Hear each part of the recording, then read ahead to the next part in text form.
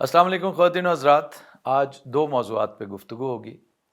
ایک صدر ڈاکٹر عارف علوی کا ٹویٹ اور دوسرا منظور پشتین کی ریلی. اب ایک تو حالات سنگین سے سنگین تر ہوتے جا رہے ہیں اور میں بھی شعر سنانے سے باز نہیں آتا.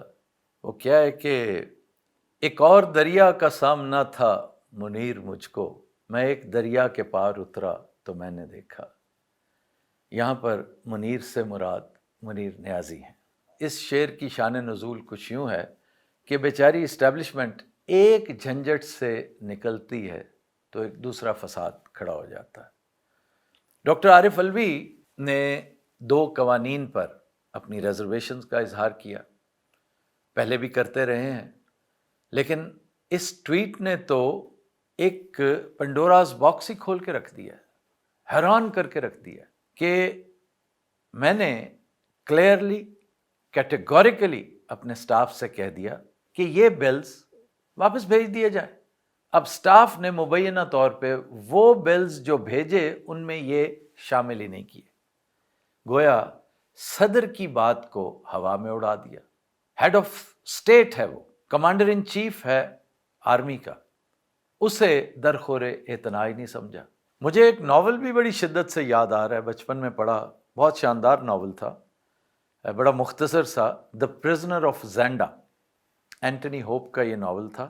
وہ اس لیے یاد آ رہا ہے کہ صدر عارف علوی کے حالات دیکھتے ہوئے محسوس ہوتا ہے کہ اگر کبھی ان پر کوئی ناول لکھا گیا، کوئی کہانی، شارٹ سٹوری لکھی گئی تو اس کا عنوان ہوگا دا پرزنر آف مارگلا. بلکہ سچ پوچھیں تو یہ کہنا چاہیے دا پرزنرز آف مارگلا، کیونکہ پرائم منسٹر بھی مور اور لیس پرزنر ہی ہوتا ہے بیچارہ، اس کے احکامات کو بھی اسی طرح اڑایا جاتا ہے. کیا پرائم منسٹر عمران خان اور کیا پرائم منسٹر نواز شریف، کیا پرائم منسٹر بے نظیر اور کیا پرائم منسٹر جنیجو، حتیٰ کہ کیا پرائم منسٹر ذوالفقار علی بھٹو، سب کے سب یوں ہی پرزنرز آف مارگلا ہی رہے ہیں بیچارے. اب صدر عارف علوی کے اس ٹویٹ نے ایک ارتعاش پیدا کیا اور اس پر ستم بالائے ستم وہ جواب ہے، وہ ریبٹل ہے جو منسٹری آف لاء کی طرف سے آیا اور پھر فوری طور پر اس کا اکاؤنٹ سسپینڈ ہو گیا. یہ عجیب مخولیہ سی صورتحال ہے. ڈاکٹر صاحب نے اپنا نام بہرحال بہادروں کی فہرست میں لکھوا لیا ہے. ہمیں پہلے بھی حیرت ہوتی تھی کہ ڈاکٹر صاحب کر نہیں سکتے. عارف علوی ایک دلیر آدمی ہے، اس میں اتنا حوصلہ ضرور ہے کہ وہ کہہ دیتا کہ بھئی یہ دو قوانین جن کا تعلق آفیشل سیکرٹس کے ساتھ ہے، جن کا تعلق آرمی کے ساتھ ہے، یہ دونوں قوانین قابل قبول نہیں ہیں، آپ بعد میں جو اسمبلی آئے گی اس سے کروا لیجیے گا. یعنی مجھے ان قوانین سے اتفاق نہیں ہے اور میں انہیں اس قابل نہیں سمجھتا کہ میں ان پہ سگنیچر کروں، میرے بغیر کوئی معاملہ کر سکتے ہو تو کر لو. اچھا، اس وقت اگر یہ ڈسینٹ چلا جاتا تو شاید کوئی نہ کوئی طریقہ، کوئی نہ کوئی گدڑ سنگی نئی نکال لی جاتی. لیکن اس وقت موجودہ صورتحال میں کیچ 22 پوزیشن ہے، اس کے علاوہ اور کچھ نہیں کہا جا سکتا کہ نہ وہ اسمبلی رہی اور نہ وہ لوگ رہے جو اسے انیشیٹ کرنے والے تھے.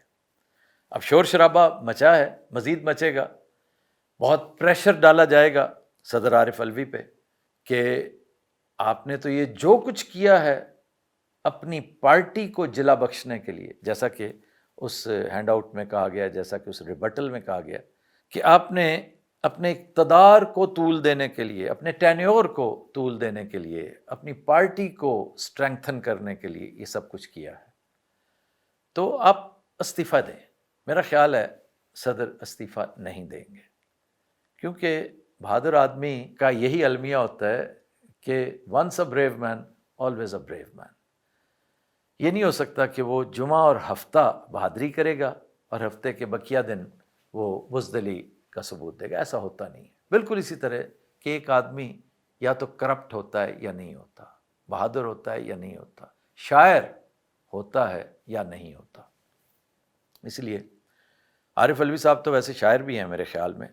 بہرحال بات جائے گی سپریم کورٹ کی طرف اور وہاں پر بھی ایک شخص نے اپنے کریڈینشلز بطور بہادر آدمی کے ابھی منمانے ہیں، اور میرا خیال یہ ہے کہ وہاں سے بھی بہت زیادہ سنوائی نہیں ہوگی اسٹیبلشمنٹ کو، اور تصادم کی وہ کیفیت جس کا میں نے چند دن پہلے تذکرہ کیا تھا، بلکہ اس کا تھم نیل تھا یار لوگوں نے دے دیا میری طرف سے کہ ایک نئے بھونچال کا، تو ہر روز ایک نیا بھونچال ہوتا ہے، ایک نیا دھماکہ، ایک نیا کھڑاک ہو جاتا ہے۔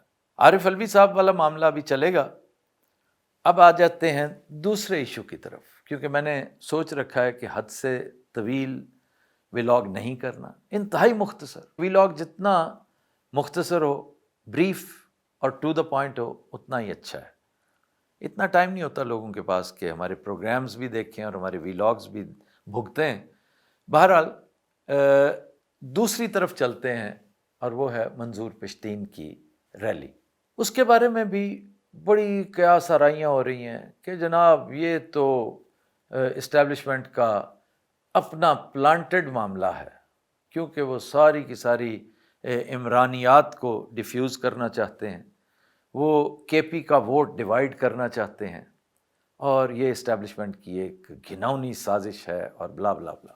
میں معاملے کو ایک ڈفرینٹ اینگل سے دیکھتا ہوں، کیونکہ میرے حساب کے مطابق منظور پشتین آئی ایس آئی کا ایسٹ کبھی نہیں تھا۔ منظور پشتین ایک اوپر کی گیم کا کھلاڑی ہے، میں کسی بری نظر سے اسے نہیں دیکھ رہا، میں کسی ٹانگ ان چیک کا مظاہرہ نہیں کر رہا کہ وہ کسی اوپر والی گیم، لیکن وہ اپنی باتوں سے، اپنی حرکتوں سے، حتیٰ کہ یہ ریلی بھی کافی غیر معمولی تھی۔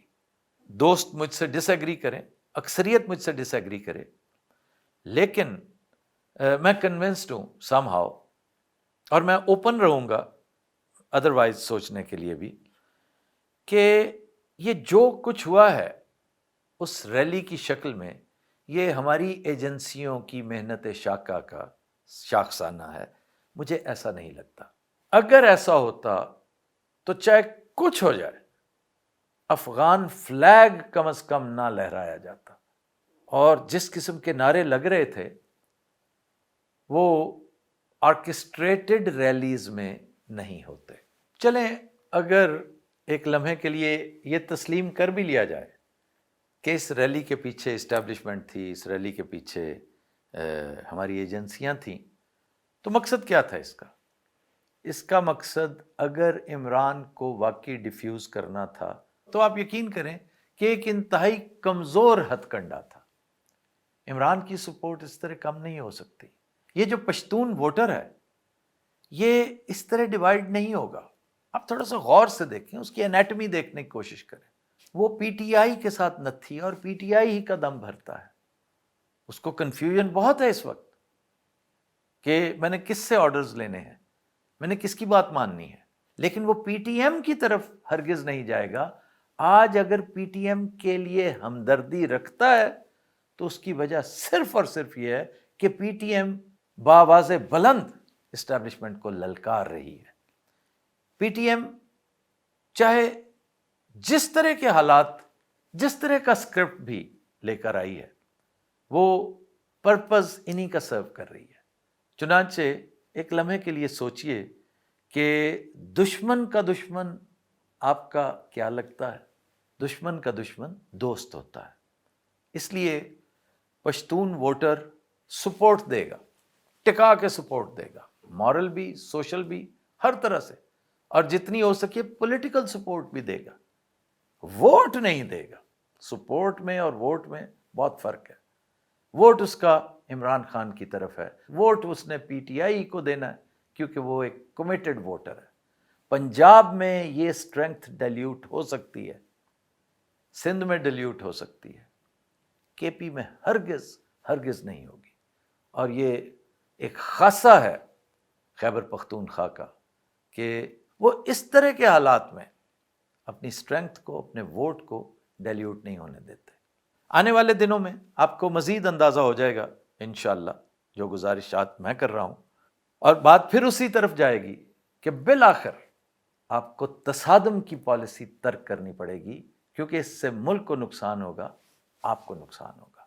اور چلتے چلتے ایک آخری گزارش ایمان مزاری کے لیے.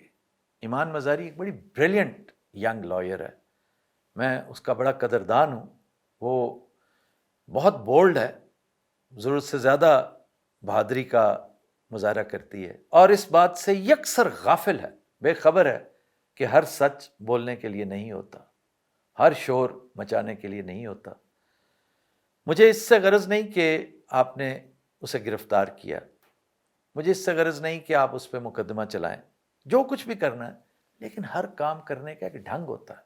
آپ اگر اس کے وارنٹ لے کر جاتے، اس کو عدالت میں طلب کرتے، کوئی تھوڑی سی انسانیت کا مظاہرہ کرتے ہوئے اسے لباس تبدیل کرنے کی اجازت دے دیتے، تو شاید وہ نعرہ مستانہ جو اس نے پولیس کسٹڈی میں سیڑھیاں چڑھتے ہوئے لگایا، شاید اس وقت نہ لگاتی. اس پہ غور کریں کہ یہ اس کا امپلسو ری ایکشن تھا. وہ ایک لائر ہے، اس کو اپنے فرائض کا بھی پتہ ہے، اپنے حقوق کا بھی اندازہ ہے.